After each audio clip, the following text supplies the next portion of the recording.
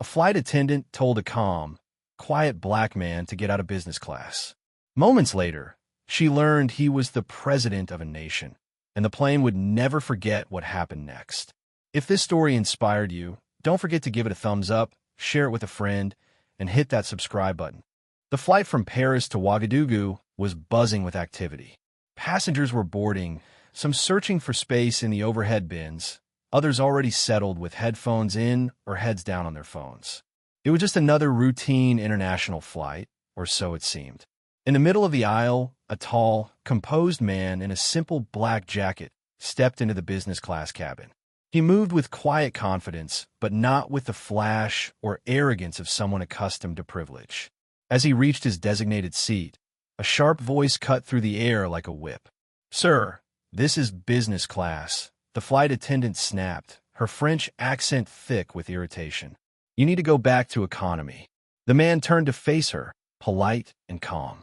"Madam, this is my seat," he replied gently, showing his boarding pass. Without so much as a glance, she waved him off. "I don't have time for this. You're holding up boarding." Passengers began to glance around, some whispering. The man stood his ground, not with aggression, but with quiet dignity. Eventually, she snatched the boarding pass from his hand, gave it a fleeting glance, and, with a slight frown, begrudgingly let him sit. Still, she gave no apology.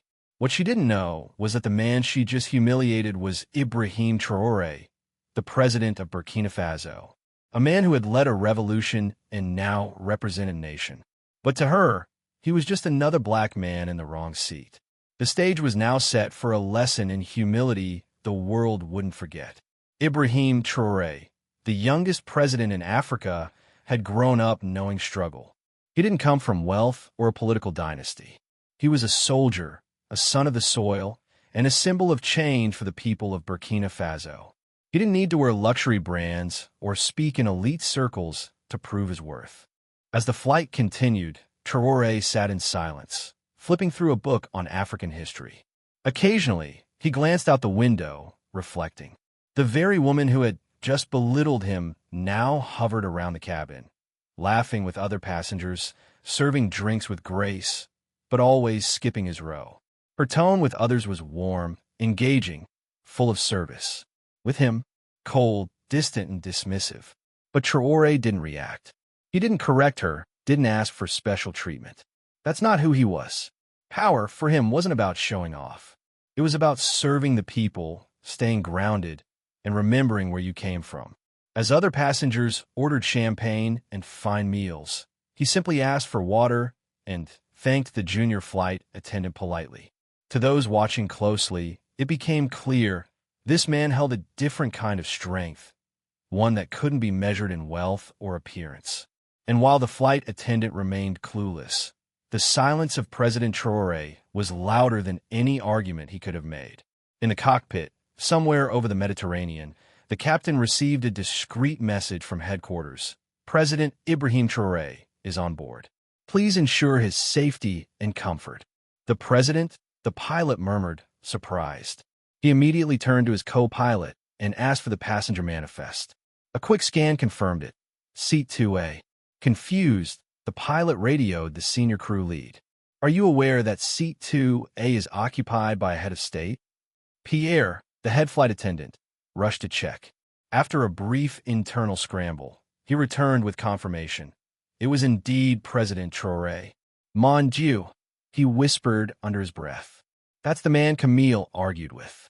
The gravity of the situation hit like a ton of bricks. A storm of thoughts raced through their minds. The embarrassment, the political consequences, the media risk, the blatant disrespect. Pierre approached Camille, the flight attendant who had confronted the president. "Did you check the ID of the gentleman in 2A?" he asked. "No," she said casually, sipping coffee. "He didn't look like he belonged in business."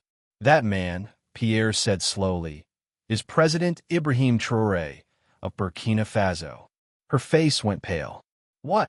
Now, she realized what she had done, and it was too late to take it back. The next time Camille approached Seat 2, her voice was unrecognizably different. Gone was the edge of condescension.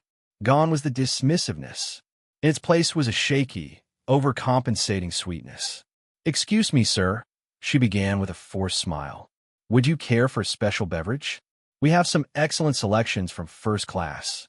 Perhaps a warm towel." President Traore looked up from his book. His eyes were calm, unreadable.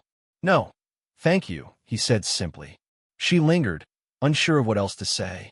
"If there's anything I can do to make your experience better, please don't hesitate to ask." Traore nodded, dismissing her gently with silence. Camille returned to the galley, rattled. She could feel the judgmental glances from fellow crew members. One of them, a junior steward, whispered, "You really messed up." The rest of the flight felt like walking on nails. Camille tried to overcorrect, offering warm smiles, hovering around constantly checking on the president. But it was too late. The damage was done.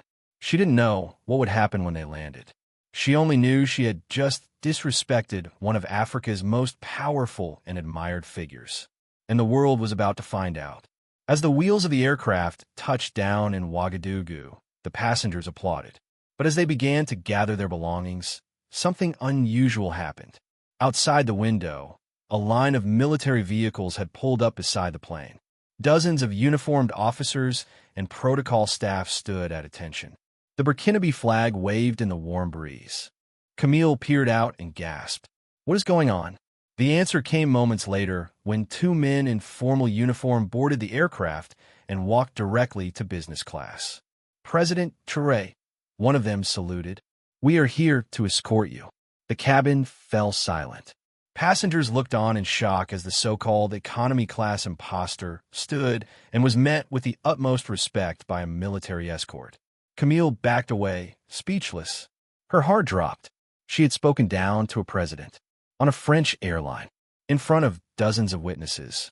As Traore walked off the plane with his head held high, the irony was thick. The man who had been told he didn't belong was being saluted by an entire nation. And Camille? She was escorted off the plane by airport security for questioning.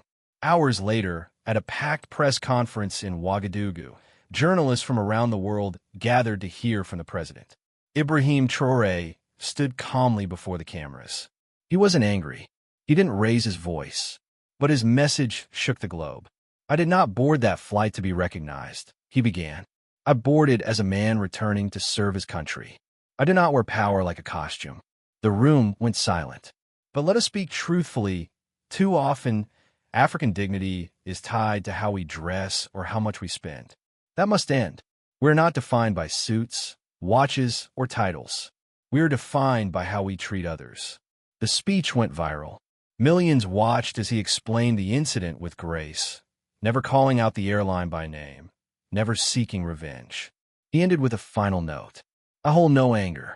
I simply asked for something deeper than apology. I asked for reflection." The incident became an international headline. Social media erupted with support, admiration, and outrage.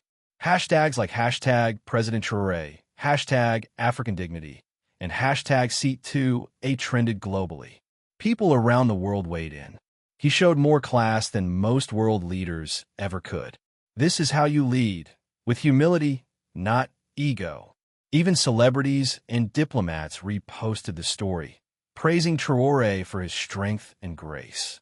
As for Camille, she was never named publicly, but insiders say she faced serious consequences and mandatory diversity training. More importantly, her story became a symbol of unchecked prejudice and snap judgments. IBRAHIM TRAORE didn't need a private jet to prove his power.